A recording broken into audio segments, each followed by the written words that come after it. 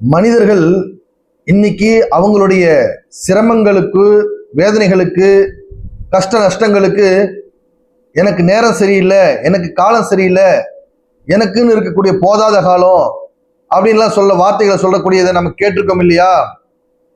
நாமளும் சில நேரங்களில் சொல்லியிருப்போம் இல்லையா? இது சரியா அப்படின்னா மகா தவறு. ஏன்னு சொன்னா ஹதீஸே குதுசி நபி ஸல்லல்லாஹு அலைஹி வஸல்லம் அவங்க சொல்லியிருக்காங்க, ஆதமுடைய மகன் அதாவது மனிதன் என்னை ஏசுகின்றான், எனக்கு நோவினை தருகின்றான். எப்படி என்றால் அவன் காலத்தை ஏசுகின்றான், நிச்சயமாக நானே காலமாக இருக்கின்றேன் அப்படின்னு அல்லாஹ் கூறியதாக நபி ஸல்லல்லாஹு அலைஹி வஸல்லம் அவங்க கூறியிருக்காங்க. அப்ப இந்த ஹதீஸின் அடிப்படையில ஒரு மனிதன், குறிப்பாக முஸ்லிம்கள், முஃமின்கள் சொல்லிக்கொள்ளக்கூடிய நாம இது போன்ற வார்த்தைகளை எனக்கு நேரம் சரியில்லை, காலம் சரியில்லைன்னு சொன்னா நாம என்ன செய்யறோமாமா?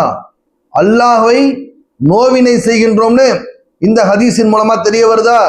இனிமேல் எந்த காரணத்தை கொண்டும் நம்ம என்ன செய்யக்கூடாது?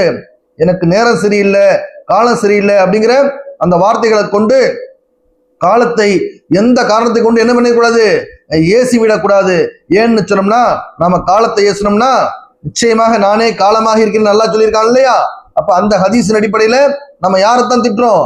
அல்லாஹ்வை திட்டுவதாக ஆகிவிடும்.